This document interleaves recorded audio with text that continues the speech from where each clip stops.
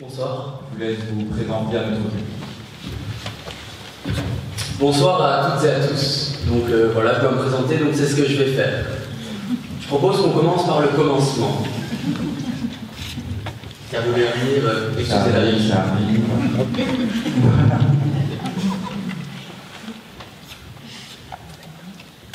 Donc voilà, me voici étant petit. Et oui, déjà à cet âge-là, je me préoccupais de la fonte des glaces. Sous un autre angle, bien sûr. Non, plus sérieusement. Sur cette photo, on peut voir qu'en plus d'avoir des lunettes rondes super stylées, j'ai une casquette à l'envers. Car déjà, à cet âge-là, j'étais un rebelle.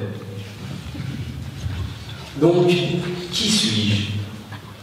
Eh bien, un enfant avec des lunettes et une casquette.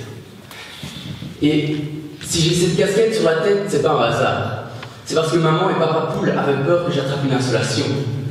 Mais ils avaient probablement raison de se méfier, car quelques mois plus tard, on apprendra que le petit Hugo est en fait allergique au soleil. Peu commun, je vous l'accorde, mais heureusement pour moi, je suis né en Belgique et je n'ai donc pas trop de soucis à me faire. Mais quand je voyage, ma petite anomalie se fait très vite remarquer. Bon. Arrêtons la nostalgie et les photos gênantes et parlons plutôt du présent. Le Hugo qui se trouve devant vous adore la gymnastique. Même si, étant petit, je préférais danser en tutu avec ma sœur aînée. Rappelez-vous, lors des interviews ou des demi-finales, je vous avais promis que si j'arrivais jusqu'ici, je vous montrerais un salto. Voici donc une photo de moi en train de le faire. L'avantage de cette photo, c'est qu'en plus d'être plutôt réussie, on ne voit pas la réception qui fut plutôt douloureuse et qui m'aura coûté quelques séances chez l'ostéopathe. Quand c'est pas chez l'ostéopathe que je vais, c'est chez le dermatologue. Parce que, comme la majorité des adolescents, je n'ai pas été épargné par la nature et j'ai donc eu droit à de chouettes pustules sur l'ensemble de mon visage. Une fois sorti de chez le dermatologue, je peux aller à la pharmacie pour m'acheter une pommade que vous pouvez voir sur cette photo, qui ne me met pas à mon avantage du tout. Bon, changeons très vite de photo pour peut-être en avoir une qui me met plus à mon avantage. Ah ben non, décidément, c'était pas... Bon, sur cette photo, pourquoi je vous la montre? Eh bien, c'est bien simple. C'est parce qu'en fait, je suis végétarien. Et donc que les légumes font donc partie d'une grande partie de mon alimentation. C'est peut-être aussi pour ça que je suis tout maigrichon. Donc, avec tout ça, j'espère que vous en savez un peu plus sur moi, et peut-être vous savez qui je suis. Si ce n'est pas le cas, je ne vous en veux pas, car même moi, je ne le sais pas. Je vais terminer cette présentation avec une dernière photo.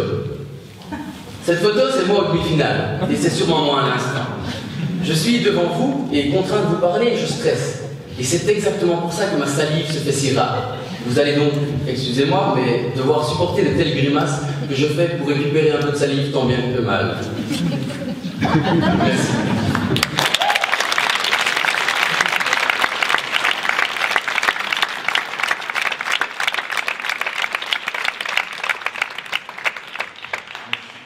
Merci. Merci Hugo pour cette belle rétrospective. Alors ma première question, avec quelle citation avez-vous choisi de vous exprimer ce soir? J'ai choisi d'utiliser celle de Jacques Brel. Alors c'est parti.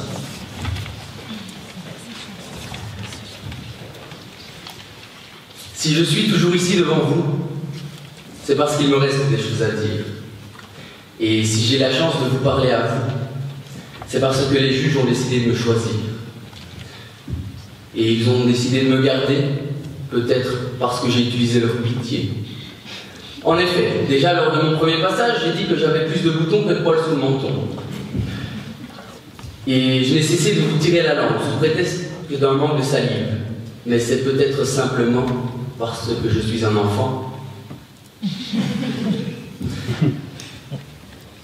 Je vais vous parler de Brel, Jacques Brel. Là, je vois déjà mon père sourire. Je vous assure, regardez-le, là en haut de la balustrade, regardez-le. Mon papa fait partie des personnes qui sont très vite émerveillées. Un peu comme les enfants. Voilà, par exemple, là, il est tout heureux parce que je parle de Jacques Brel. Alors que si je lui en avais parlé il y a quelques semaines, il n'aurait pas réagi de la sorte. Mais il a récemment reçu un livre qui parlait justement de notre grand chanteur belge. Vous auriez dû le voir, il était tout excité, tout émoustillé. Exactement comme un enfant la veille du jour de Noël. Puis, chose très typique chez mon père, quand il découvre quelque chose, la semaine qui suit, il va s'intéresser qu'à ça. Et c'est exactement pour ça que moi, j'ai pu me coltiner du Jacques Brel à fond dans les oreilles pendant presque un mois. Imaginez-moi en train d'essayer d'étudier des statistiques pendant que l'autre en bas, il chante « Il neige sur Liège ». Donc moi, j'en avais jusque-là de Jacques Brel. Et voilà qu'il se retrouve dans les sujets de ma présentation de ce soir. Enfin bref, je digresse. Pour en finir une bonne fois pour toutes, avec notre JB, je vais le citer. Je vais citer un de ses dires. Ça n'existe pas, les adultes. C'est une attitude. On n'en finit pas de courir après les rêves qu'on a eus étant petit. Sauf que lui, il a sûrement dû le dire avec un air de chanson. Je vais donc avouer que je suis plutôt d'accord avec lui. Être adulte, c'est une attitude. Et selon moi, c'est même un mot. Un simple mot. Un mot qui n'a aucun sens. Tout comme le mot « enfant », qui, à première vue, était un mot pour dire « qui ne parle pas ».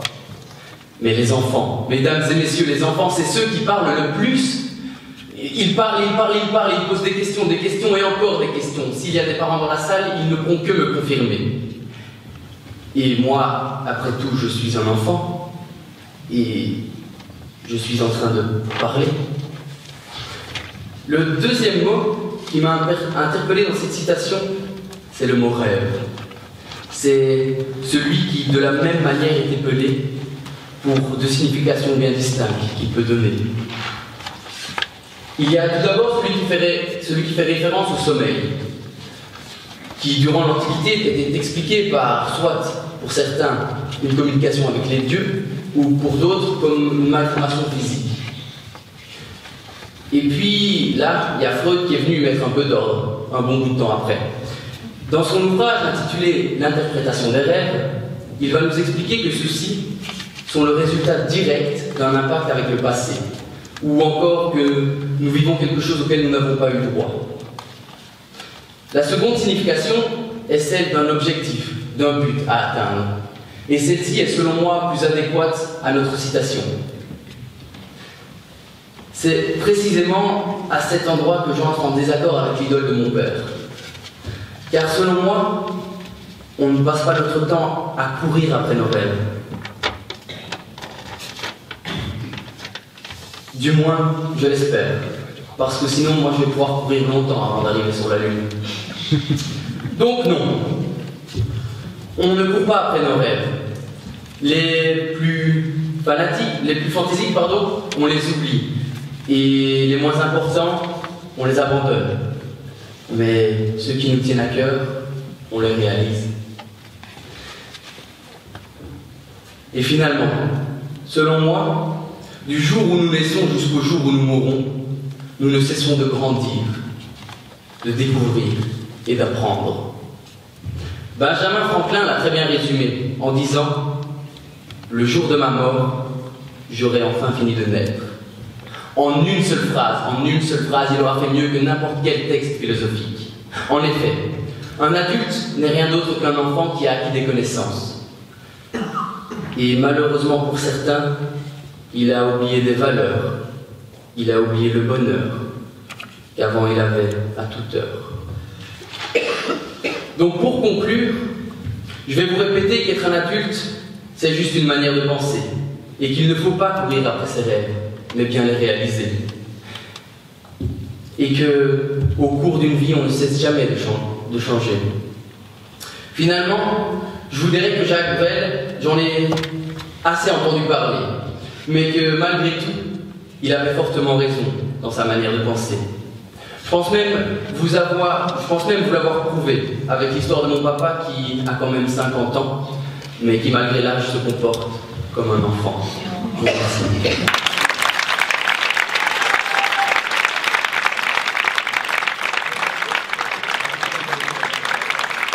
vous remercie. Non. Donc tu l'as compris, Hugo, on va passer maintenant à la question subsidiaire. 21 mars, journée mondiale de la trisomie 21. À cette occasion, on nous invite à porter des chaussettes dépareillées pour interpeller sur la différence et la norme.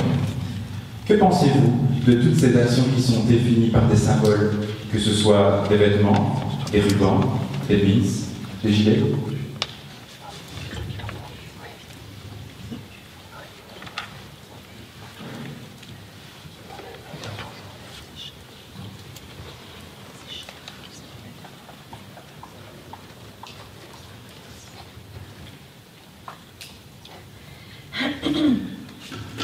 Alors pour vous répondre à votre question, je commencerai par vous dire que je pense que c'est à la fois bien et pas bien, mais je pense que c'est quand même bien de montrer qu'on est avec eux, que nous soutenons les personnes qui n'ont pas eu la chance de naître sans anomalie. Mais maintenant, je ne sais pas si j'irai jusqu'à porter des vêtements dépareillés, des chaussettes. Alors, vous pouvez le voir, moi j'adore les chaussettes dépareillées.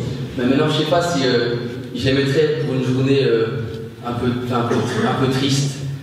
Et puis je pense que il ne faut pas faire de cette journée une journée différente. Je pense que cette journée doit être comme toutes les journées et il faut juste apprendre à bien les intégrer.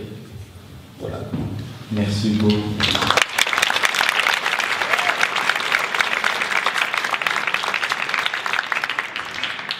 Bonsoir Marie. Bonsoir. Je vous laisse vous présenter à la revue.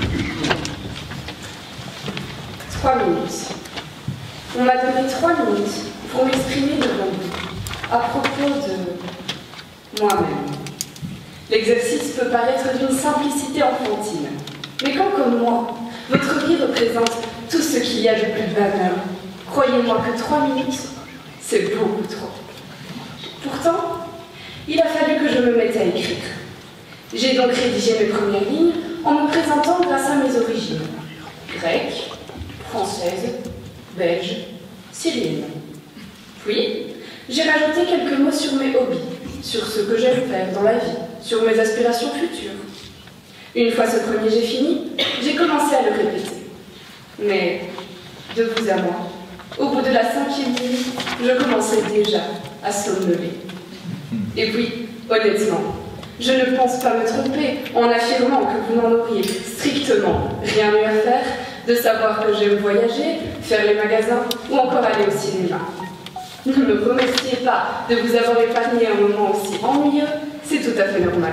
Vous auriez fait la même chose à ma place, j'en suis sûre.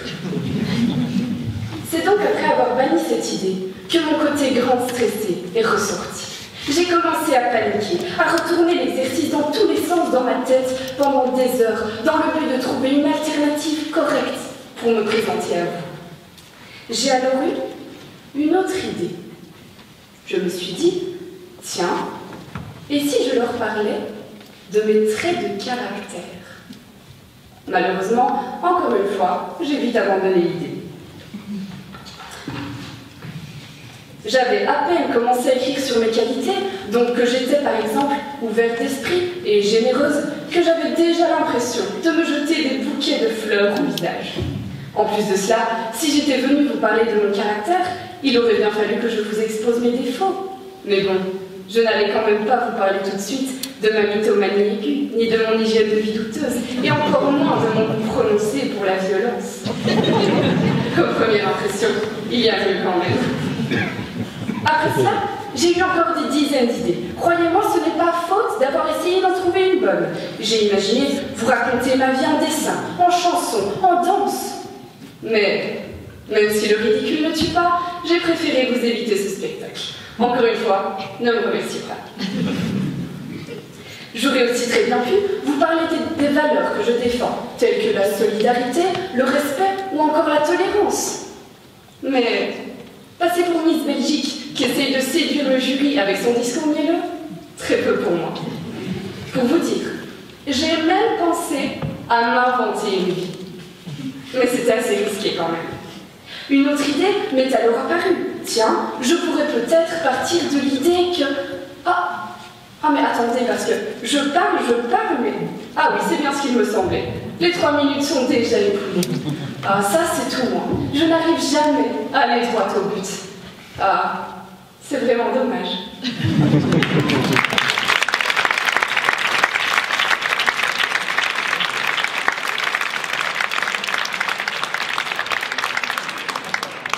Le ridicule ne tue pas. Merci Marie. On vous écoute maintenant. C'est à votre tour.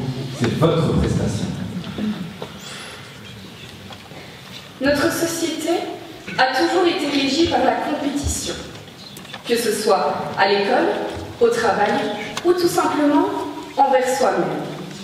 Cette compétition, qu'elle soit individuelle ou collective, est un exercice d'une grande complexité. Croyez-moi, je suis aujourd'hui en très bonne posture de vous en parler.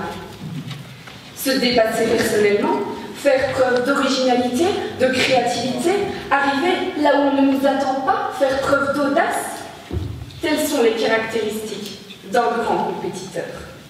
Bon, il est vrai que certains préféreront concourir éthiquement dans les règles de l'art et certains préféreront tuer leurs propres frères pour gagner leur compétition, comme Romulus avec Rémus dans la quête de Rome, par exemple.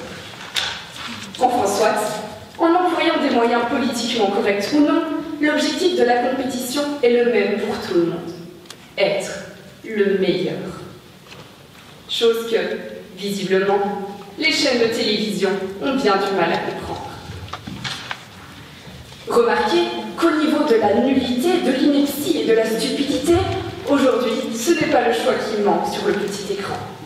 Quand je pense que nos parents et que nos grands-parents passaient leur soirée devant des programmes tels que Dallas, Interville ou encore des chiffres et des lettres, et qu'aujourd'hui, les émissions les plus populaires se nomment plutôt les anges de la télé-réalité, touche pas à mon poste, ou encore la série culte de TF1 que j'avoue parfois regarder en cachette, Petit secret entre voisins, je me rends compte à quel point on est vraiment tombé bas.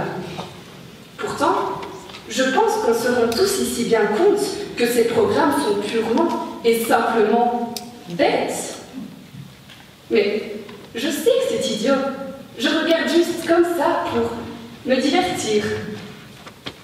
M'arrive-t-il moi-même de répondre quand on me questionne sur mon intérêt quant à ces programmes? Mais si on a conscience de la valeur médiocre de ces émissions, alors pourquoi nous obstinons-nous autant à vouloir les regarder? L'humain serait-il devenu merdologue, pour citer l'humoriste Blanche Gardin? Non, mesdames et messieurs, je vous rassure, ce n'est pas le cas, c'est encore pire. L'humain est devenu esclave d'une société pervertie. Après tout, aujourd'hui, qu'est-ce qui fonctionne le mieux à la télévision? Les programmes documentaires et informatifs, alors qu'il suffit d'une recherche Google pour avoir réponse à tout? Ou plutôt, les programmes voyeuristes où le gore, le trash et l'indécence le roi? Ces programmes où chaque centimètre carré de peau dévoilée rapporte un audimat plus élevé. Ces programmes qu'on aime regarder pour se comparer aux candidats et se rassurer d'être plus intelligent.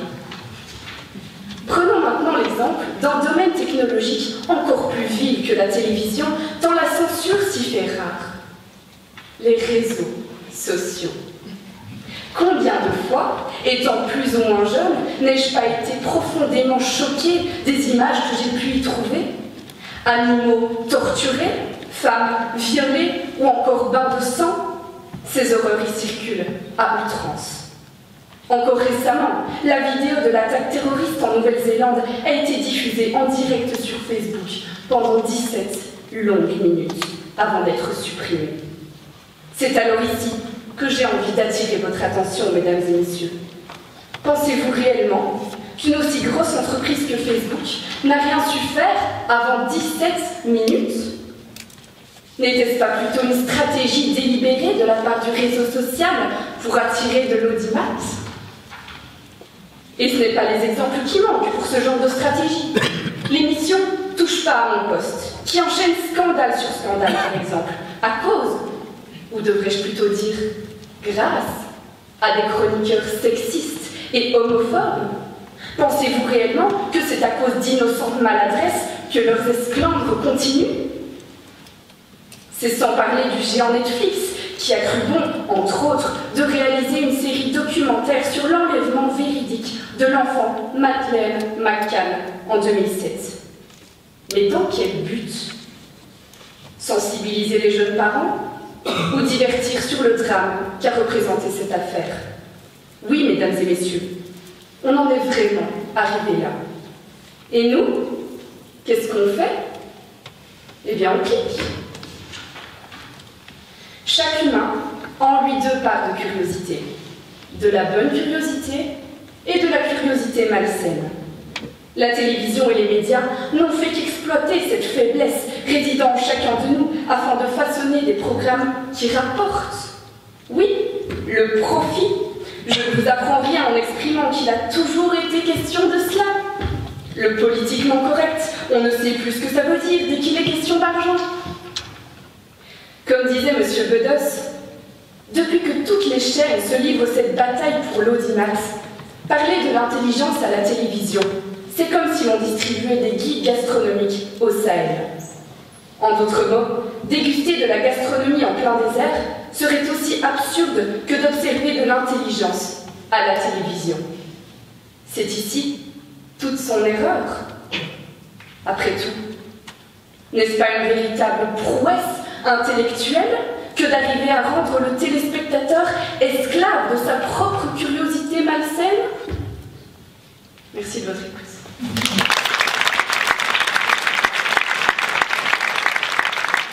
Merci Marie. On me signale que le mot merdologue fera son apparition dans le Larousse 2021. Alors maintenant, vous savez, la question subsidiaire. 21 mars, journée mondiale de la trisomie 21.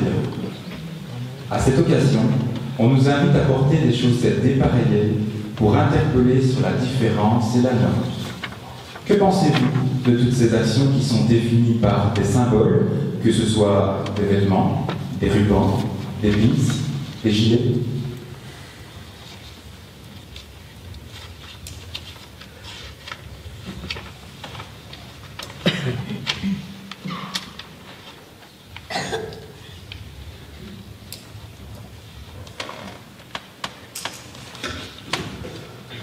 Le 21 mars, s'est donc tenue la journée en faveur de la trisomie 21. Cette journée a été marquée par une marque de solidarité dont certains d'entre nous ont peut-être fait preuve, qui était de porter 2 chaussettes dépareillées. Cette action représente pour moi une marque de solidarité, d'humanité et de citoyenneté. Je pense que toutes ces actions dont on peut se montrer solidaire à l'aide d'un vêtement ou d'autres choses, toutes ces actions sont bonnes à effectuer, sont bonnes à prendre pour tout être qui se veut citoyen et qui se veut solidaire. Et le 21 mars prochain, je pense porter moi aussi 2 chaussettes dépareillées. Le rendez-vous, merci. Ah, le 8 mars, une date qui a marqué les esprits. Que dis-je? L'histoire. Une date qui rassemble, qui rapproche, qui rallie. Une date qu'on célèbre. Allons, mesdames, messieurs, vous ne voyez pas de quoi je parle? À l'approche de cette date, personnellement, je ne tiens plus en place. Je ne peux m'empêcher de sourire, d'en parler tout autour de moi, à longueur de journée. un peu plus chaque année, je ressens l'engouement grandir à l'approche de cette journée. Imaginez, sans elle, je ne pourrais me tenir devant vous ce soir et défendre mes idées. Sans elle, certains d'entre vous ne vivraient pas de la même manière. Sans elle, beaucoup ne seraient pas aussi épanouis aujourd'hui. Car oui, mesdames et messieurs, le 8 mars, et ce depuis 18 ans, c'est mon anniversaire. Ah, moi, un sujet bien plus qu'intéressant. Passionnant, j'irais même jusqu'à dire fascinant. Malheureusement, bien trop fascinant pour être autant condensé. Mais soyons un peu sérieux. Être né le jour qui commémore une lutte aussi fondamentale est un honneur. Cette année, ça fait 18 ans que je célèbre ces deux fêtes. Et cette fois-ci, mon âge n'est pas sans conséquence. En mai prochain, je voterai pour la première fois. Pour moi, le droit de vote est plus qu'un simple geste citoyen. Il représente en effet le symbole même d'une société démocratique et le résultat d'un combat pour plus de liberté et d'égalité. Pouvoir voter cette année me rend fière, très fière. Vous vous rendez compte, tout ce temps à attendre pour pouvoir donner légalement mon premier avis politique. Mais un tel anniversaire, me direz-vous, permet-il vraiment de me connaître? Mesdames et messieurs, vous savez à présent que j'aime la politique, que je suis impliquée dans le combat des droits de la femme, ou encore que la démocratie est fondamentale pour la citoyenne que je suis. Allez, une dernière information. En mai prochain, je voterai donc. Pour une femme, pour un homme, mystère. Seule la tendance politique défendue et la compétence me guident. Merci. Hier, aujourd'hui, demain. Il existait, il existe et existera. Tout le monde y a recours au moins une fois dans la journée. Certains ont plus de talent pour le pratiquer. D'autres sont lourds en le pratiquant. Il est employé à tous les degrés. On l'utilise pour tout, mais pas avec tout le monde. Vous avez deviné de quoi je parle? L'humour. L'humour, mesdames et messieurs, peut être posé comme un acte de résistance, par exemple. Je ne vous parle évidemment pas des blagues de Toto, vous vous en doutez. Je vous parle d'un humour capable de défier les plus grands régimes totalitaires et autoritaires. Souvenez-vous, le célèbre Charlie Chaplin n'a-t-il pas marqué les esprits avec son humour? Ces célèbres farces parvenaient en un rien de temps à ridiculiser le redoutable fascisme. Cet humour dont je vous parle donne envie au peuple de continuer à résister. Cet humour qui est capable de souligner l'absurdité du monde et qui parvient avec finesse à démonter une société ou un régime, qui parvient à remettre en cause tout un système politique. Je ne vous cacherai pas que selon moi, le vrai humour avec un grand H parvient à vous rendre le sourire tout en vous confrontant à tout ce qui va mal dans notre monde. C'est absurde, n'est-ce pas? Prenez l'exemple du journal Charlie Hebdo. Peut-être que parmi vous, certains le regardent d'un mauvais œil, avec les dessins marqués par un humour noir certain. Mais, au fond, n'est-il pas sain et rassurant de pouvoir rire de tout, sous la forme qu'on veut? La liberté d'expression n'est-elle pas une des bases de notre démocratie? Elle est même un droit, essentiel, primordial, nécessaire, mais malheureusement trop souvent bafoué. Être privé de liberté, de s'exprimer, s'apparente à être enfermé, emmuré, emprisonné. Ce soir, dans cette salle, tout autour de vous, se cachent peut-être des écrivains, des poètes, des chanteurs, des rappeurs ou des philosophes. D'une quelconque manière, chacun ici parvient à s'exprimer comme il l'entend. L'humour est une liberté, un besoin pour ceux qui y voient une façon de s'exprimer. Aujourd'hui, et vous en êtes témoin, il n'est pas rare qu'on nous demande d'utiliser des pincettes avec l'humour. Philippe Geluck nous disait d'ailleurs « Les lois de l'humour sont sévères. On ne peut pas se moquer des victimes, des noirs, des homosexuels, des musulmans, des juifs, des handicapés. Moi je dis, de qui se moque-t-on alors ? Se moquer. Rire de quelqu'un ou rire avec quelqu'un. L'éternelle question, où est la limite ? Si utiliser l'humour risque de brusquer, de frustrer, d'énerver, doit-on reprendre ses pincettes ? Réfléchir avant de parler pour ne surtout pas brusquer. Faire attention de ne pas dire à voix haute les blagues qui nous passent par la tête. L'autocensure serait donc la solution ? Pourtant, pouvoir s'exprimer en toute liberté nous donne-t-il le droit d'imposer notre humour aux autres ? Nous ne pouvons pas demander au monde que chacun sache rire de soi-même. André Suarez, un écrivain français, disait « L'humour ne va pas sans une libre critique de soi-même. » Apprendre à rire de soi, c'est tout un apprentissage. C'est un vrai travail à faire tout au long d'une vie. Prenez mon cas. En plus de ne pas avoir d'humour, je travaille encore sur mon autodérision. Mais au fond, le travail personnel doit-il empêcher un humour un peu plus noir de s'installer dans une conversation quelconque ? Comprenez-moi bien, je ne défends pas l'idée que l'humour, c'est se moquer. Mais rire d'une petite blague, telle que celle de Toto, c'est comique, c'est drôle, c'est rigolo. Ça fait partie du quotidien. Mais l'humour, le vrai, il dénonce. C'est celui qui critique une société, un monde qui va mal en le présentant dans un bel emballage cadeau. C'est celui qui va sans doute s'attaquer à la différence. Mais aujourd'hui, qui ne l'est pas ? Mesdames, Messieurs, en ce qui me concerne, comme le disait Frigyes Karinthy, je ne plaisante jamais avec l'humour. Merci.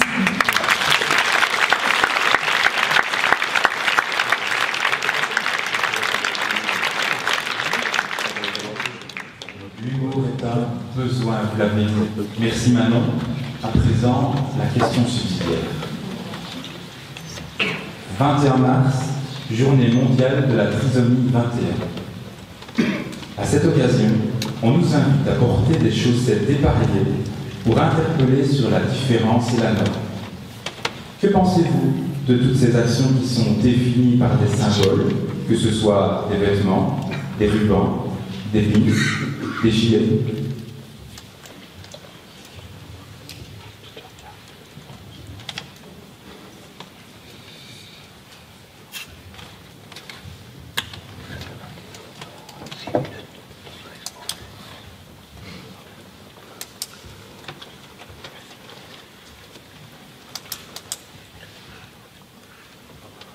Je dirais que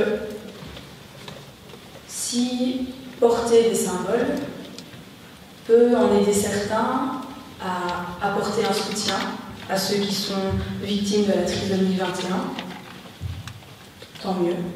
Pourtant, je pense quand même qu'il ne faut pas oublier que c'est une maladie que je ne vis pas, mais qui doit sûrement ne pas être facile, et que porter des symboles, je ne sais pas si ça peut vraiment apporter un soutien, si ça peut vraiment faire changer les choses. Peut-être que des actions plus fortes à trouver pourraient montrer un plus grand soutien que simplement porter des chaussettes dépareillées, qui pourtant, si ça peut en aider certains, ma foi.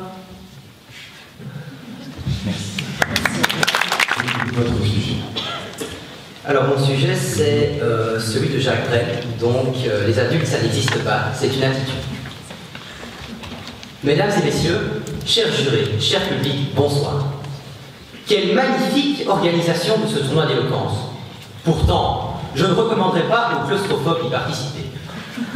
Tout d'abord, on m'a enfermé 4 heures seul dans une pièce pour pondre un discours. J'ai failli sombrer dans un état de déréliction. Ensuite, je me suis nourri pour de nouveau être réenfermé dans une pièce, cette fois-ci avec 500 personnes à qui je présenterai tout à l'heure mon œuvre. Mais qui suis-je, me demanderiez-vous? Certes, je ne suis pas une poule. Eh bien moi, je ne suis personne.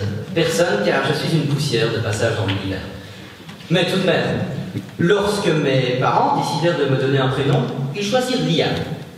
Contrairement à ce que certains ont pu croire, Liam n'est pas chinois.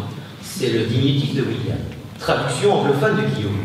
Je m'appelle donc, en français cette fois-ci, Guillaume. Pas d'orange, mais d'Auchan. Je suis donc un félin, un cousin de Guillaume. Ainsi, l'on m'a demandé de me présenter devant vous ce soir. J'ai choisi de le faire sur le ton de l'humour. Car je vous ai légèrement menti dans l'exorde de ma présentation. Je ne suis pas une poule, certes, mais un coq qui m'arrive de l'être. Je dois être vigilant en mon coup, car je suis un volatile bizarre.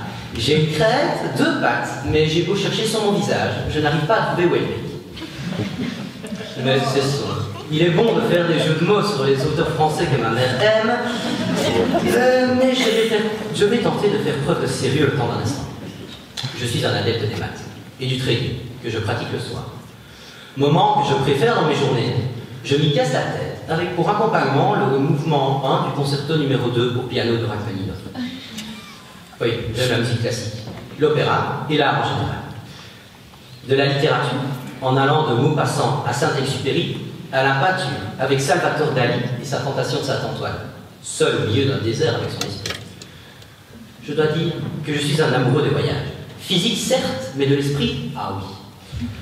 C'est pourquoi, ce soir, ma quête sera de vous emmener en voyage, à travers une promenade des mots, de ceux qui font du bien, et qui créent une connexion avec vous, public, et qui guérissent mes mots. Ça me permet de rêver, un impossible rêve, de tenter le chagrin des départs, de brûler d'une possible fièvre, et de partir où personne ne part. D'aimer jusqu'à la déchirure, d'aimer même trop, même mal, de tenter sans forcer, sans armure, d'atteindre l'inaccessible étoile. Telle est ma quête, suivre l'étoile. Peu m'importe mes chances, peu m'importe le temps, ma désespérance, et puis lutter toujours, sans question ni repos, cette année, au long d'un mot d'amour.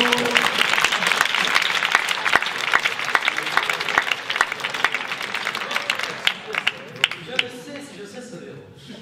Mais mon cœur serait tranquille, et les villes m'éclabousseraient de bleu, parce qu'un malheureux, moi, brûle encore, bien qu'ayant tout brûlé, brûle encore même trop, même mal, pour atteindre l'inaccessible étoile.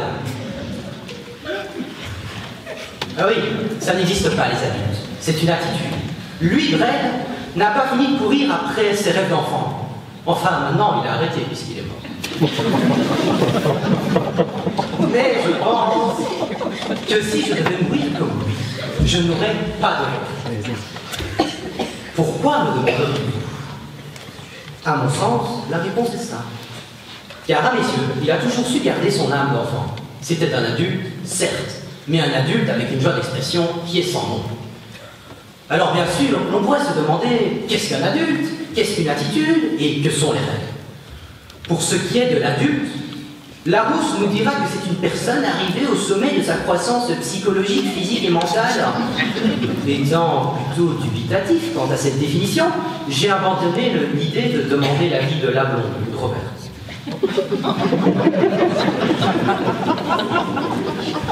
Car je ne pense pas réellement qu'on atteigne un jour une maturité intellectuelle.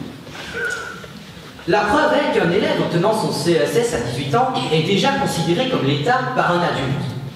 Or, que se passe-t-il si celui-ci décide de poursuivre ses études? Il grandit intellectuellement et pourtant il ne redevient pas un enfant. La définition n'est donc pas totalement correcte. Prenons Baudelaire par exemple. Lui qui, à mes yeux, n'a jamais cessé d'explorer beaucoup d'aspects de la vie que je ne développerai pas davantage, car je préfère me concentrer sur ses œuvres littéraires. Baudelaire a souvent eu quelques réflexions sur ses contemporains. Dans son salon, à force de vin et de hashish, il s'exerçait dans son journal intime, à l'aide de lettres guidées d'un romantique, à mettre son cœur à nu, en quête de curiosité esthétique. Il se rendra vite compte que les peintres de la vie moderne sont trop souvent à la recherche de paradis artificiels et terrestres, et qu'en eux finissent par naître les fleurs du mal. Comme vrai, je pense profondément qu'être un adulte est une question d'attitude. À mon sens, une personne se comporte en adulte si elle répond à deux critères. Premièrement, elle sait qu'elle est la seule responsable d'elle. Deuxièmement, elle sait qu'elle ne peut aller bien en faisant en sorte que le monde aille mieux. J'ai longtemps pensé que si je me sentais mal à l'école, c'était à cause de l'État, du système, et que je me sentais mal à cause des personnes toxiques dans ma vie. Et puis, en grandissant, j'ai lu cette phrase. « Sois le changement que tu veux voir dans moi ». Je l'interprète comme une invitation à me prendre en main et à impacter ce sur quoi j'ai l'influence. Pour ce qui est du fait de faire en sorte que le monde aille mieux, c'est à mon sens la plus noble vertu d'un adulte. À la manière d'un maître, il sait où il se situe et il transmet au monde tout ce que ses pères lui ont donné et permis d'apprendre. J'ai toujours été fasciné par ces personnes qui, au-delà de leur intérêt personnel, choisissent de donner aux autres ce qu'ils ont appris. C'est pourquoi je remercie mes camarades orateurs de ce soir, avec qui, à travers des partages et des attitudes positives, nous avons réussi à battre l'ego individuel. Car certains hument que l'ego n'est que fiction. D'autres le rétorquent. Moi, je vous l'affirme, sans l'aide de mes pères, je ne suis rien. Je pense qu'il faut prêter la plus grande attention à son ego, car il module nos croyances, qui deviennent nos pensées, puis nos mots, pour devenir nos actes, et finalement, nos habitudes et notre attitude. Celle-ci étant notre manière de nous comporter avec le monde. Voilà donc un enjeu bien sérieux. Je ne sais plus. Parlez.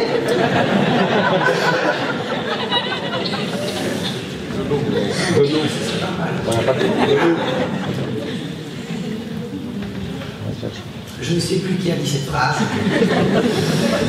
L'inaccès à la culture, enfermé dans des habitudes, raccourcit les chemins qui mènent à la servitude. De mon regard d'adolescent qui est en train de muer, je pense que la plupart des...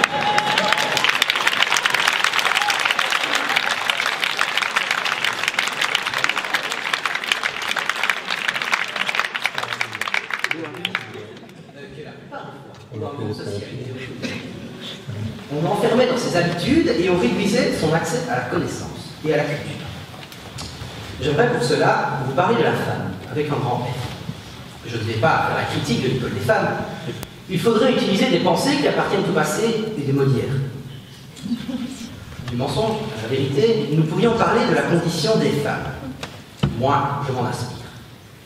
Quand je regarde le combat qui a été mené par ces femmes pour accéder à leurs droits humains, je réalise que c'est bien là le signe distinctif d'un homme avec un grand H. Penser et trouver comment modifier sa réalité.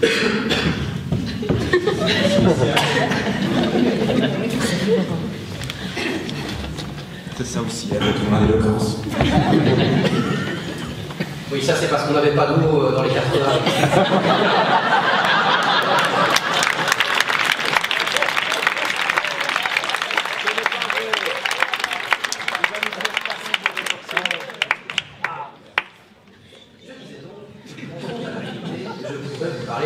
Des femmes, mais je préfère m'en respirer. Quand je regarde le combat qui a été mené par ces femmes pour accéder à leurs droits humains, je réalise que c'est bien là le signe distinctif d'un homme avec un grand H. Penser et trouver comment modifier sa réalité pour atteindre un objectif sans force et sans armure, mais avec un mental d'acier, cela devient possible. Prenons la vie de Simone Veil. Je trouve cela stupéfiant de voir comment cette femme est ressortie aussi forte et lumineuse d'une épreuve aussi dure qu'Auschwitz. Personnellement, quand je dois modifier quelque chose dans ma vie, je commence par rêver avant de changer mes habitudes. Rêver me permet d'imaginer le futur. C'est là que je donne vie à l'enfant qui est en moi. Le problème est que si je passe toute ma vie à rêver, je risque de la terminer là où je l'ai commencé. Je dois donc avoir de l'audace pour me réveiller et créer dans la réalité. Je m'y lève au grand jour. Et comme un enfant qui ne trace plus de belles marques dans de beaux petits cahiers, je m'épanouis en apprenant. Un très bon ami m'a dit un jour, si tu fais une erreur, je te dirai bravo. Si tu la reproduis, je te dirai tu es un con. Voilà le genre d'amis que j'apprécie et que j'aime. Ceux qui me disent ce que je dois entendre sans passer par 4 chemins. Telles sont les vertus de l'échec qui n'existent pas dans les rêves. Ainsi, je dirais que quand on se met à rêver, ou plus précisément à imaginer sa vie avec les pieds sur terre et la tête dans les étoiles, cela devient bénéfique, et j'appellerais cela avoir une vision. À la manière d'un marin qui garde le cap, en réajustant rapidement la trajectoire de son bateau, j'imagine ma vie à l'aide de cet enfant qui est en moi. C'est lui le rêveur, et le capitaine, c'est moi, qui tente d'avoir un comportement d'adulte. Pour conclure, je dirais ceci. Des adultes, j'en ai vu plein. Des grands, des petits, des demi. Certains faisaient les enfants, alors qu'ils auraient pu se connecter à leur essence pour agir en pleine conscience. J'en ai vu un, s'emporter dans de vaines colères, contre un Don Quichotte qui chantait au vent. Ces mots passants, il put s'en retourner à ces douces tentations de Saint-Antoine, exupéré, le pauvre était au bout du rouleau, il entamait même le carton. Dalila lui aurait dit de partir en voyage, peut-être au milieu d'un désert, sous un ciel bleu, avec pour seul repère quelques maisons au loin sur la ligne d'horizon. Peut-être aurait-il alors changé ses habitudes pour une nouvelle attitude. Comme cet homme dont Notre-Dame de Paris fut le théâtre de la liberté le dernier jour d'un condamné à la mort. Ce travailleur de la mer était sans regret. À 93 ans, il écouta pour la dernière fois les chants du crépuscule, profita de ses derniers rayons de soleil, avant que les châtiments misérables soient chassés par les 4 vents d'esprit. Il a modifié ses petites habitudes pour ne plus courir après ses rêves d'enfant et les embrasser. À chacun d'entre vous ce soir, voilà ce que je souhaite. Embrassez vos rêves. Et je vous dirai aussi que l'esprit a l'âge de ses préjugés, alors soyez des sans-âge. Maman, de cette rose qui fleurit dans un parc, l'existence, je ne saurais jamais être dégoûté, car tu es là. Et j'ai beau voir Simone au loin, elle me rappellera toujours que tu n'es pas née femme, tu l'es devenue. C'est l'essence de ta vie qui m'a inspiré, et à cela, Simone Veil.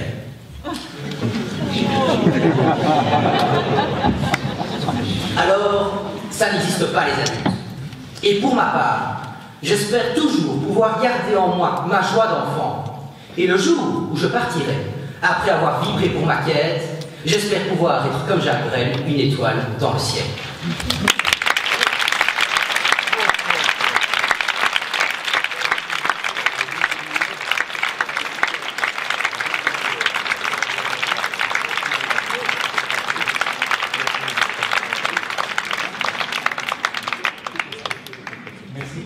Merci pour la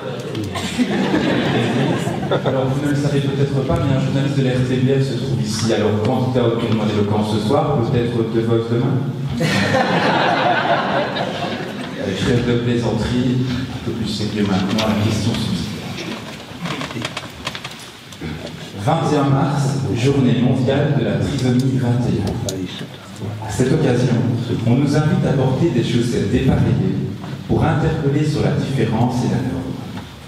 Que pensez-vous de toutes ces actions qui sont définies par des symboles, que ce soit des vêtements, des rubans, des pins, des gilets? Alors, 21 mars, la journée de la trisomie 21, qu'est-ce que je pense de pouvoir mettre des chaussettes pour manifester une différence? Je pense que le fait de porter un signe de différence, c'est déjà une petite action qui nous fait avancer dans un processus et qui montre qu'on s'implique dans une démarche et qu'on essaie peut-être de comprendre une problématique qui ne doit pas être facile à vivre tous les jours. De plus, bon, je connais personne qui soit atteint de ce symptôme, mais je suis vraiment Je dirais que le fait vraiment de faire une action pour avancer et montrer son engagement dans quelque chose est important. Alors que ce soit un ruban pour les attentats ou un autre signe, je trouve que ça fédère une communauté et la force des hommes. Et peut-être le fait qu'ils agissent en groupe, même s'ils peuvent être puissants individuellement, ils peuvent aller plus loin ensemble. Et le fait de se souder autour d'un objectif commun, ça fait avancer un groupe et pourquoi pas une cause. Merci.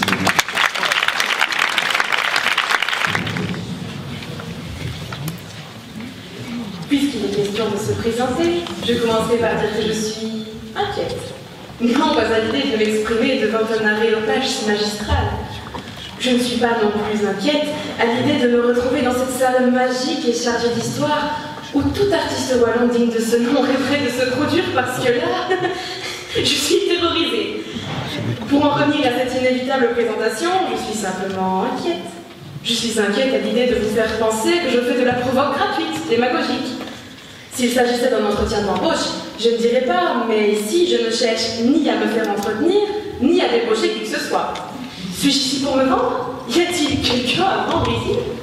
En tout cas, pas le jury. J'ai essayé, il est incorruptible. Je peux malgré tout louer votre gentille patience. Or donc, les dés sont jetés, allons-y à la loyale. Je n'ai pas préparé de PowerPoint pour vous montrer mes points forts. PowerPoint, points forts. Je n'aime pas parler de moi. Qui suis-je? Une gamine de 17 ans à peine? Un monstre de foire? Allez, je joue encore à la poupée avec ma petite sœur. Qui s'en soucie? Dites-moi plutôt ce que vous aimez. Je comprendrai sans doute mieux qui vous êtes. Revenons à votre sujet favori du moment, paraît-il. Moi. J'aime les muses. Beaucoup de muses, et quand il est question de muses, la musique est une évidence. C'est un air qui me berce depuis ma plus tendre enfance. Ce n'est pas moi qui ai choisi la musique, c'est elle qui m'a trouvée. Bach et Beethoven se sont penchés sur mon berceau, tel Morane la bonne fée, et dès que j'étais dans le ventre de ma mère, j'ai dû entendre beaucoup de Guns N' Roses et de Bon Jovi. Merci maman. Et puisque nous parlons des muses, j'adore Muse. Oui, Muse. Je taquine la muse avec ma guitare, comme tout le monde. Je m'amuse au violon, mais je ne me dirais pas musicienne. Ce serait bien trop restrictif et trop prétentieux. Vous savez les amis, il y a 9 muses et elles m'apprennent tant de choses. Elles m'inspirent et j'essaie de le leur rendre. L'histoire me passionne et mon beau-père Roland Clio. N'est-ce pas merveilleux? La poésie lyrique me touche. Sappho est magique. Freddie Mercury et Montserrat Caballé aussi. Puis il y a tant d'autres étoiles qui nous illuminent de leurs mots impérissables. Que serait l'horoscope que je me surprends à suivre? J'ai honte. Sans l'astronomie et les énigmes qu'elle pose sans cesse à l'homme. Il y a aussi une muse pour les sagas, j'adore. Et comme nous ne vivons certainement pas dans un monde de bisounours, vous comprendrez sans peine qu'Aristophane, les Inconnus et Laura Lone, là, je craque. Alors les amis, permettez-moi de ne pas avoir la prétention de me dire musicos, mais inventons le mot, je suis musica. J'apprends les muses et elles me le rendent bien. Et l'amour est indispensable. Range ton hachis, Baudelaire. Ma drogue à moi, c'est la chance d'aimer la vie. Mon absinthe à moi, c'est d'aimer ma famille, mes proches, mes amis. J'essaye aussi de m'aimer un peu, tel que je suis. Vous comprenez bien l'idée, ce n'est pas facile. Surtout lorsque je me retrouve confrontée à l'injustice, à la mesquinerie, à l'hypocrisie, à la lâcheté. Je me sens tellement nulle lorsque la rage qui m'étreint me semble indicible. Je suis d'abord allée à la côte belge pour m'entraîner avec des galets dans la bouche face à la mer. Ça n'a pas marché. Je me suis donc inscrite à ce tournoi pour apprendre, mesdames et messieurs. Pour apprendre à mieux comprendre ce monde, pour apprendre à mieux y sentir, pour apprendre à exprimer ce qui me paraissait, il y a encore quelques mois, inexprimable. Pour en finir, et puisque vous allez vous sentir obligés de m'applaudir, je vous demanderai de réserver vos chaleureuses félicitations aux quelques proches courageux qui sont venus de chez moi et de notre fantastique petite école afin de soutenir ma modeste personne et ce magnifique tournoi. Merci pour eux.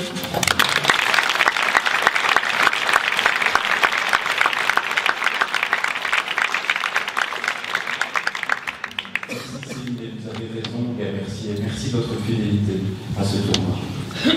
Alors, ma première question, sur quelle citation avez-vous choisi de vous exprimer? Celle de Jacques Brel, bon, ça n'existe pas les adultes, c'est une attitude. On n'en finit pas de courir après les rêves qu'on a eus quand on était petit. À vous de le démontrer. Voter, payer, remplir des factures, trouver une assurance, passer le permis, travailler, avoir des enfants, les supporter, bien s'en occuper, leur donner une bonne éducation surtout, et faire en sorte qu'ils ne manquent de rien. Avoir un mode de vie stable et durable, une vie sociale convenable. Ne pas faire d'écart, très important.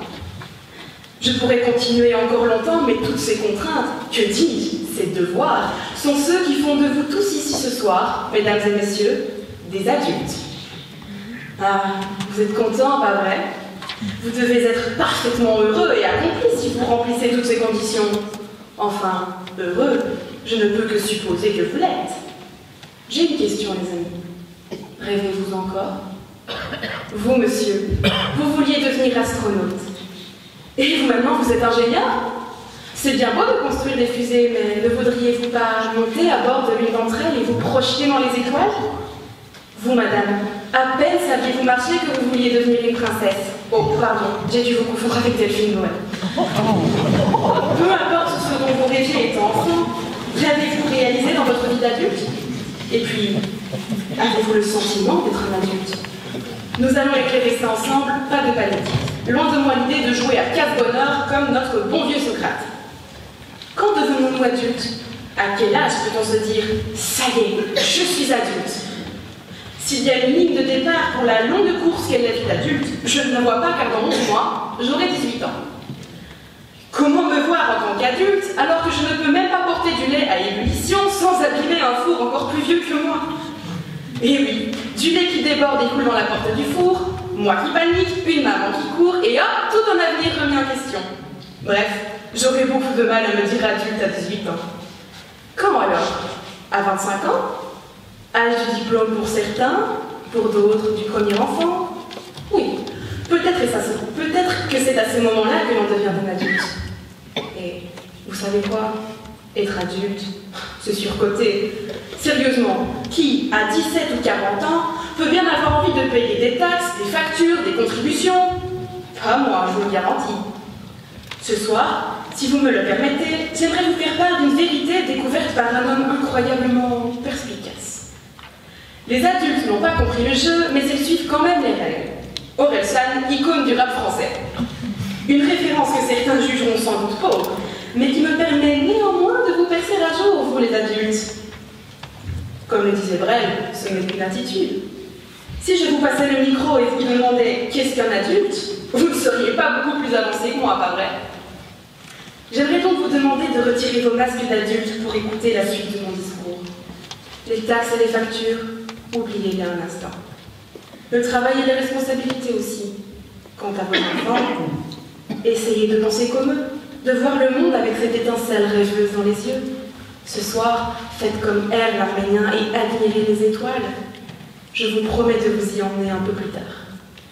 Vous l'avez donc bien compris, j'avais un peu de mal avec le sens du mot adulte cet après-midi, alors comme une élève tout à fait scolaire, j'ai ouvert mon précieux Larousse. Alors là, comment vous dire? Je suis tombée sur personne parvenue à sa maturité physique, intellectuelle et affective. Merci Larousse pour la si grande aide que tu m'as apportée. La maturité physique, je la vois chez beaucoup d'adultes, c'est vrai. Mais les deux autres types de maturité, en revanche, autant dire que certains les ont jugés superficiels. Il suffit de penser à ces prétendus adultes qui jouent avec notre planète comme avec un simple ballon de football. Est-ce donc faire preuve de maturité intellectuelle que de faire la sourde oreille face aux avertissements de Greta Thunberg? Si maturité signifie développement maximal, c'est triste pour eux. Idem pour tous les adultes qui se font la guerre pour un oui, pour un non. Il en va de même pour ces extrémistes qui croient que la violence va de pair avec la rédemption et ce, peu importe leur conviction. Je ne parlerai même pas de cet andouille qui dirige les États-Unis, son cas est assez évident comme ça. Tous ces adultes, qu'ont-ils fait de leurs rêves? Où est passé le rap d'enfant? Comme je vous l'ai dit plus tôt, je joue encore à la poupée avec ma petite sœur. Sommes-nous donc obligés d'enfermer complètement cette part de nous une fois majeure? Je ne crois pas, non. Ces gens, peut-être ont-ils simplement oublié ou refusé d'écouter toutes les plupées russes qui sommeillent en eux. Pensons à Mozart. Nous avons tous déjà entendu au moins une de ses merveilleuses compositions.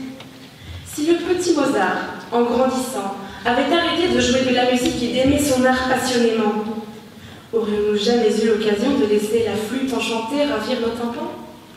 Brel, puisque c'est à cause de lui que je vous bassine avec tout ça, il aurait pu se laisser consumer par l'amertume après la guerre.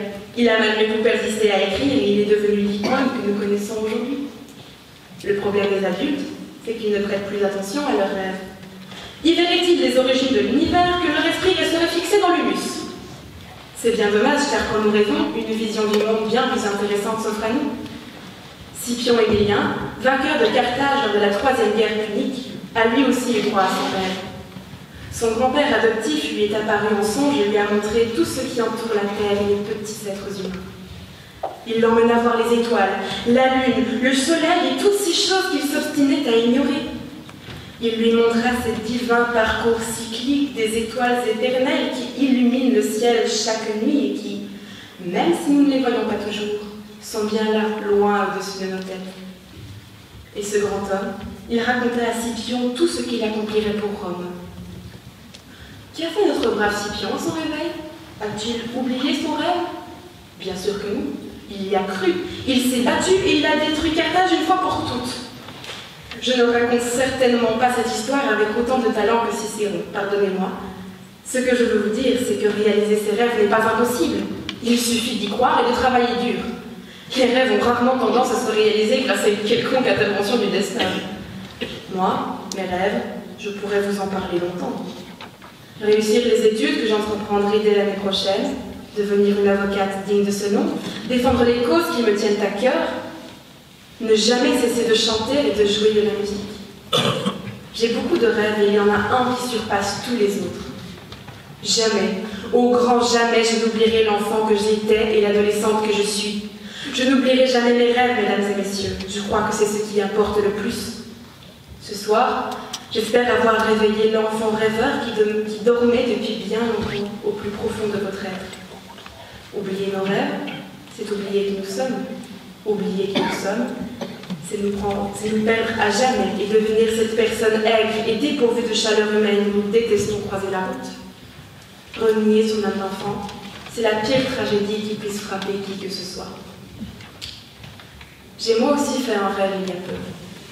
Un être cher à mes yeux me regardait avec ses iris du même bleu que les miens et m'a dit « Tu peux le faire. » Lui, il est parti. Moi, j'ai été libérée du songe. Merci.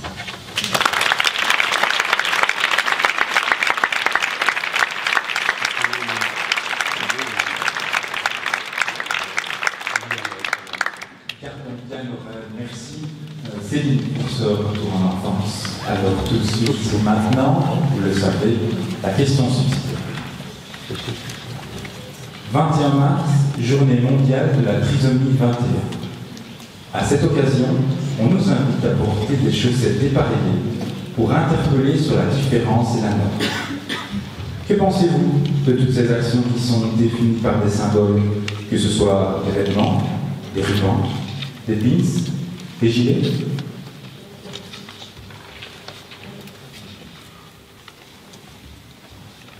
Eh bien, une paire de chaussettes a beau ne pas être très importante ou un accessoire très fashion, il faut dire que quand on se présente en cours ou au travail avec des chaussettes dépareillées, il y a de quoi se poser des questions. Donc, je pense que justement, c'est une action qui marque les esprits et c'est ce qui compte. Car c'est en marquant les esprits et en faisant se questionner les gens sur la nature de notre acte que les choses avanceront et que peut-être les enfants atteints de trisomie 21, ou même les adultes, seront enfin perçus non comme des personnes malades, mais des personnes tout simplement humaines, à aimer, avec qui discuter et avec qui avoir une vie tout à fait normale, bien qu'ils aient besoin de certaines choses particulières. En conclusion, je dirais que toutes ces actions, tous ces symboles, que ce soit le ruban rose, les pins, les chaussettes dépareillées, à petite échelle, ne feront rien, mais à grande échelle, poseront les bonnes questions et feront avancer les choses. Merci.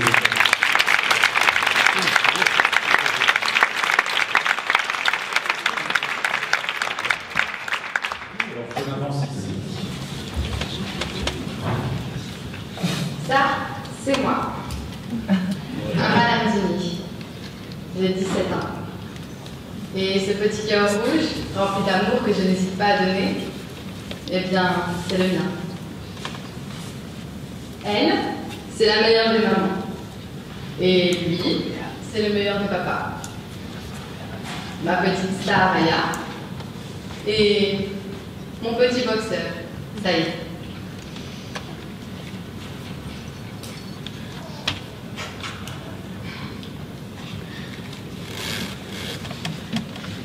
Pendant 4 ans, j'ai vécu là-bas, un beau pays d'Afrique, le Maroc, avec son architecture essentiellement basée sur l'orange.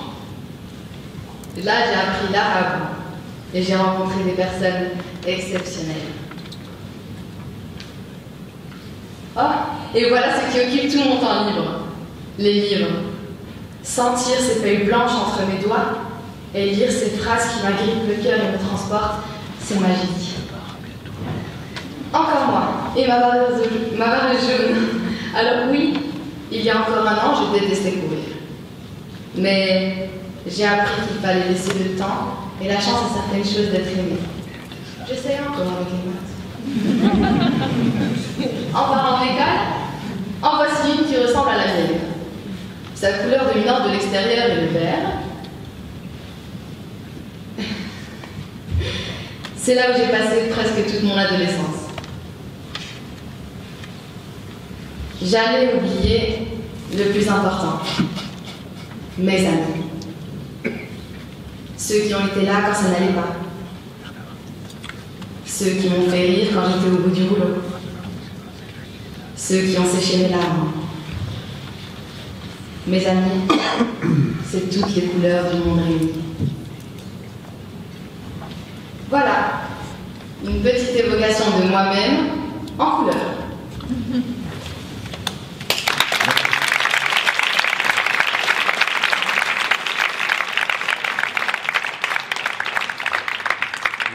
Amal, sur quelle citation avez-vous choisi de vous exprimer ce soir? Ça n'existe pas, les adultes, c'est une attitude. On n'en finit pas de courir après les rêves qu'on a eus quand on était petit. Eh bien, c'est ce qu'on va voir. Merci. C'est à vous. Bonsoir.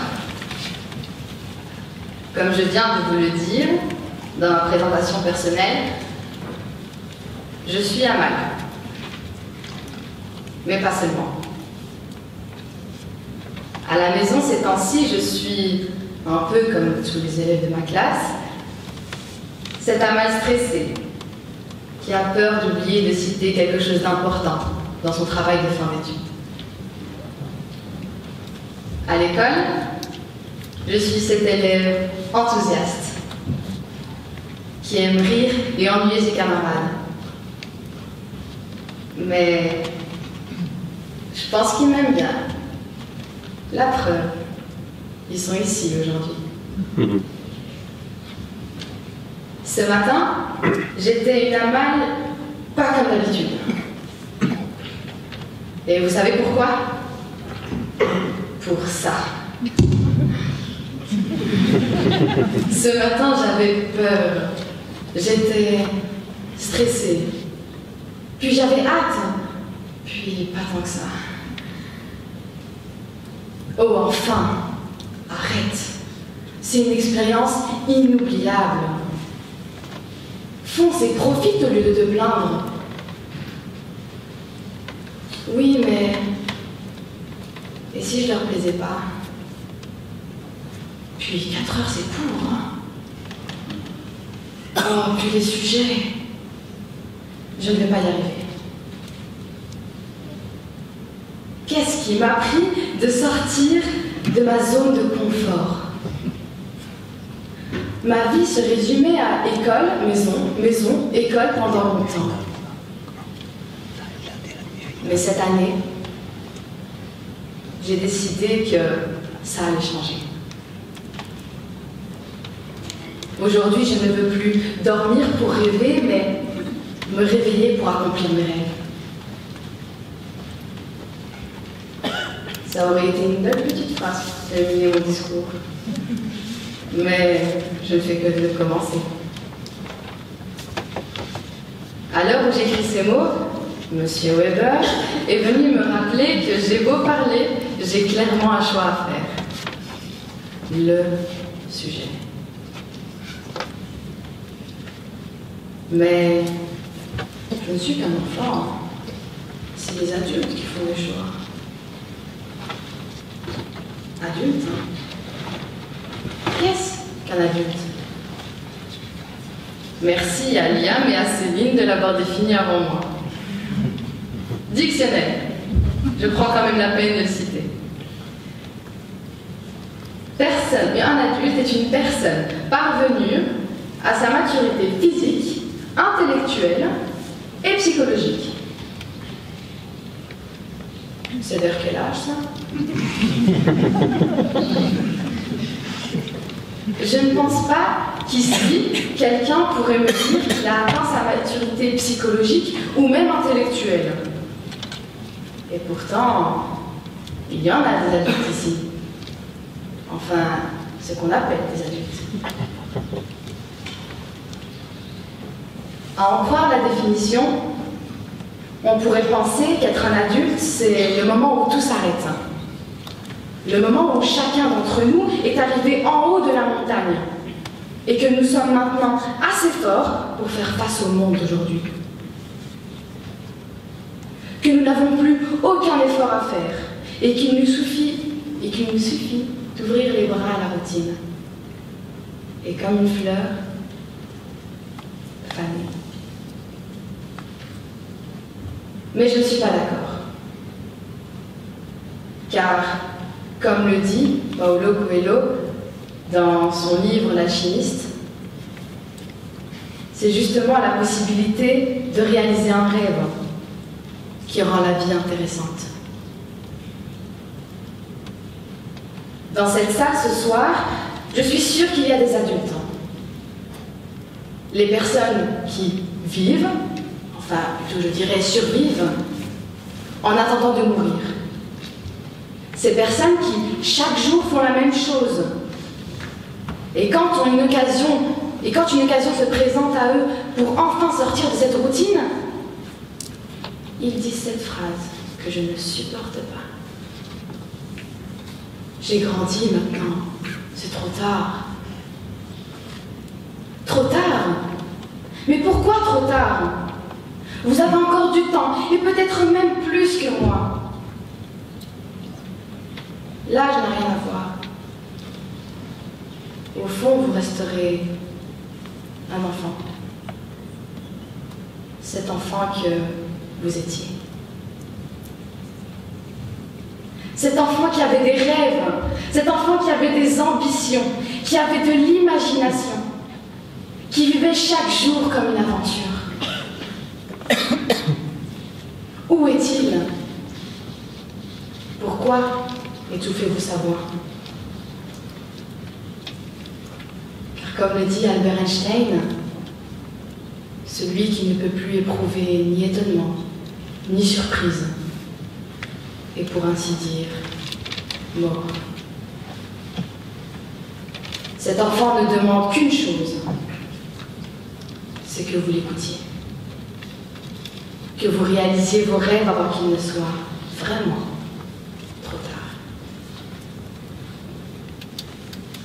En vous demandant d'agir et d'accomplir les rêves que vous avez eus étant petit, je ne dis pas par là qu'il faut démissionner en rentrant,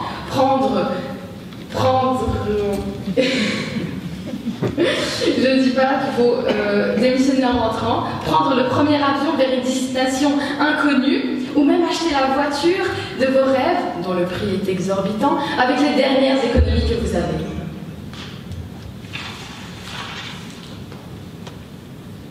Parce que monsieur, en faisant ça, à part vous retrouver avec un compte à découvert, et perdre votre femme, vous n'y gagnez pas grand-chose.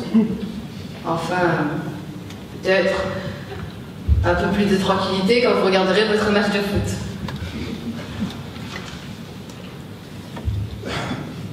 Si je suis debout ici, ce soir, même si je ne le savais pas à l'avance, c'est que je suis ici pour vous dire que la meilleure façon d'accomplir maintenant les rêves qu'on a eu enfant, c'est de ne jamais devenir cet adulte.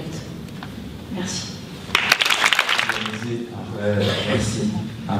Tout de suite, la question subsidiaire.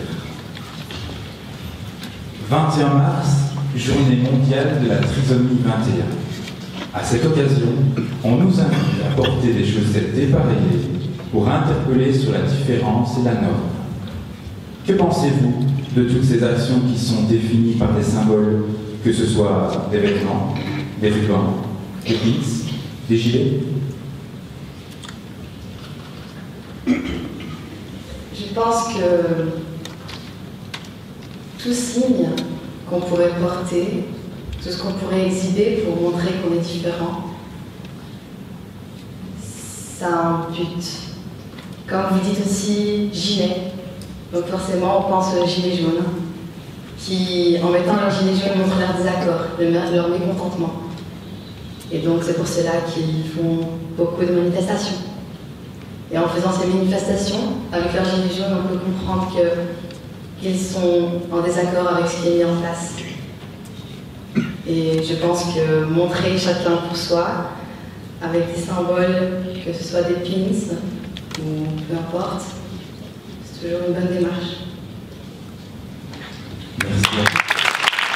Bonsoir et bienvenue à bord de cette 54e édition de cette 54e finale de ce tournoi d'éloquence. Ici votre commandant de bord, Canio Arctic. Afin de vous mettre un peu plus en confiance, je vais rapidement me présenter. Vous l'aurez compris, de par le métier que j'emprunte ce soir, j'adore voyager. En tant que globe-trotteuse accomplie, j'ai tout d'abord déposé mes valises en Algérie. Un pays accueillant et riche en culture, où j'ai passé 3 belles années. Ensuite, une escale en Grèce, de 4 ans Ensuite, une escale de 4 ans en Grèce, un merveilleux pays centré autour de la mythologie. Difficile de quitter le soleil et la rayonnée de la mer, pour cependant partir pour de nouvelles aventures. En Italie, cette fois, et plus précisément à Milan. Durant 6 mois, j'ai eu la chance et le plaisir d'y rencontrer de nombreuses personnes, ainsi que d'apprendre cette langue si poétique qui est l'italien. Il faut dire qu'à travers mes voyages, j'ai eu la chance de découvrir des dizaines d'endroits plus sublimes les uns que les autres et d'y apprendre de nombreuses langues. Je quitte alors le pays de Roméo et Juliette pour un pays un peu moins ensoleillé, la Belgique. J'y fais une petite pause avant de reprendre de nouvelles aventures. Les amis que j'ai pu rencontrer lors de mes nombreux voyages m'ont décrit comme une personne à l'écoute de l'autre et prête à tout pour aider son prochain. Ce qui me semble, sans aucune prétention, correspondre aux valeurs que je véhicule. Outre les voyages et les découvertes multiculturelles, je décide d'apprendre une 6e langue, la musique, et plus précisément le piano. Entre Schubert, Beethoven, Liszt ou Mozart, mon cœur balance. Nous entamons notre descente. Je vous demanderai de rester bien assis au fond de mon siège et attentif pour le dernier discours de la soirée. Avant d'atterrir, je voudrais vous dire que voyager vous permet d'ouvrir votre esprit et d'accepter les différences, mais surtout les comprendre et vous faire votre propre avis. Alors, n'ayez pas peur et faites comme moi. Partez, découvrez. Je vous souhaite un excellent voyage. Depuis que toutes les chaînes se livrent cette bataille pour l'audimat, parler de l'intelligence à la télévision, c'est comme si l'on distribuait des guides gastronomiques au Sahel. Très bien, merci. Alors, je pense que la transition est facile. 3, 2, 1, décollage. Alors, on va faire un léger sondage, un tout petit sondage. Qui, ici dans cette salle, s'est déjà dit en rentrant d'une longue journée de travail, Ah, je vais enfin pouvoir me reposer et me détendre devant la télé. Allez-y, levez la main. Merci de parvenir. Et regardez autour de vous. Plus de la moitié de la salle. C'est énorme. La télévision me fascine. Et plus particulièrement ceux qui la regardent. Je suis humaine comme vous et j'aime aussi me détendre. Mais quand je vois les programmes qui sont diffusés, je me questionne. Comment peut-on diffuser de tels programmes? Et même pire, comment peut-on les regarder? Je vais prendre un exemple un peu extrême. Les téléréalités, par exemple. Vous connaissez donc tous le principe. 15 à 20 personnes dont le français est à revoir sont dans une somptueuse villa située dans des endroits idylliques, dont le but est d'accomplir leur rêve professionnel, généralement dans le mannequinat ou le chant, ou tout autre métier tout aussi enrichissant.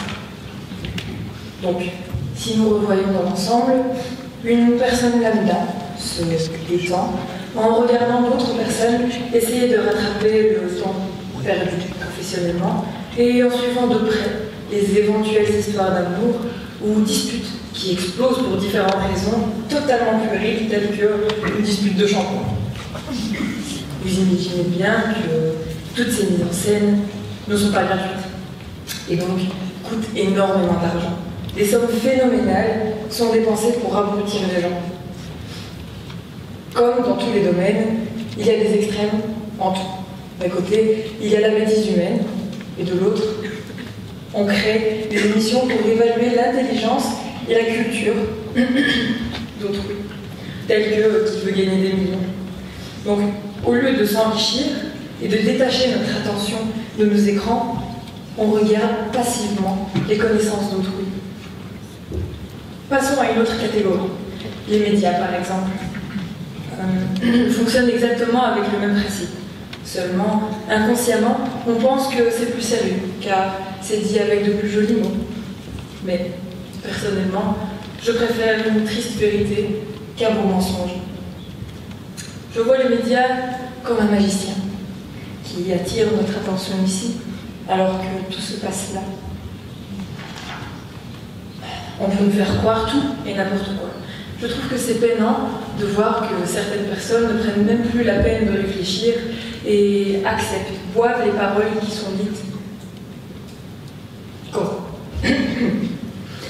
Parler de l'intelligence à la télévision, c'est comme si l'on distribuait des guides gastronomiques au Sahel, ce qui est totalement inutile. C'est comme si on arrosait des fleurs en plastique.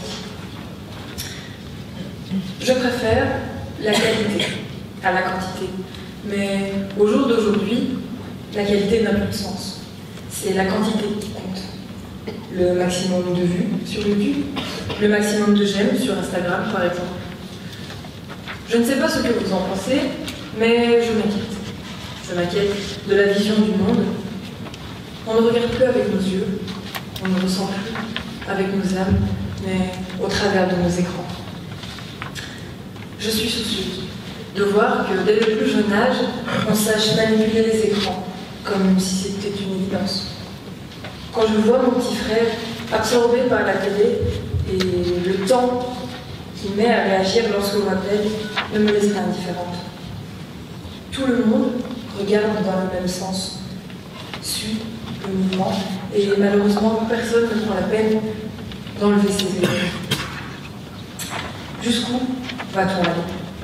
On est arrivé à une époque où on a créé la réalité virtuelle. La réalité virtuelle. Rien ne vous choque? À partir de quel moment on associe réalité et virtualité ensemble?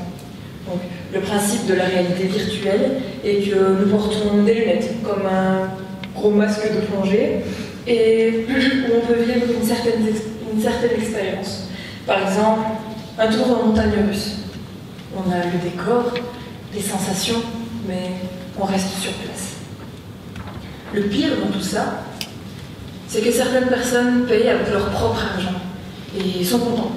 Et à partir de ce moment-là, c'est le début de la fin. Ils se sont mis avec leur propre volonté, leurs propres moyens, hors champ. Je pourrais vous parler et dénoncer encore longtemps les conséquences nuisantes que toutes ces lumières ont sur nous, mais avant de conclure, j'aimerais parler des créateurs, ceux qui sont au-dessus de la pyramide, ceux qui travaillent dans l'ombre, mais ceux qui ont réussi. Je pense que ce sont des personnes extrêmement intelligentes. J'ai conscience que c'est horrible de dire que quelqu'un a réussi à construire un empire en détruisant des personnes. L'égoïsme et le manque de conscience de ces personnes m'impressionnent. Comment peuvent-ils dormir sur leurs deux oreilles en sachant qu'ils font preuve de manipulation quotidienne? L'argent, mesdames et messieurs. Et oui, l'argent nous pousse à transgresser les règles et les valeurs. Il pousse l'être humain à tout pour l'obtenir. Est-ce que cela vaut vraiment la peine de vouloir enrichir son compte en banque en appauvrissant les esprits? Je ne pense pas. Pour conclure, mesdames et messieurs, je voudrais ajouter qu'il n'y a rien de mal à vouloir se divertir. Mais divertissez-vous en ayant un sens critique. Et ne vous laissez pas hypnotiser par l'ego. Admirez le monde tel que vous le voyez et non pas tel qu'on vous le montre. Je vous remercie.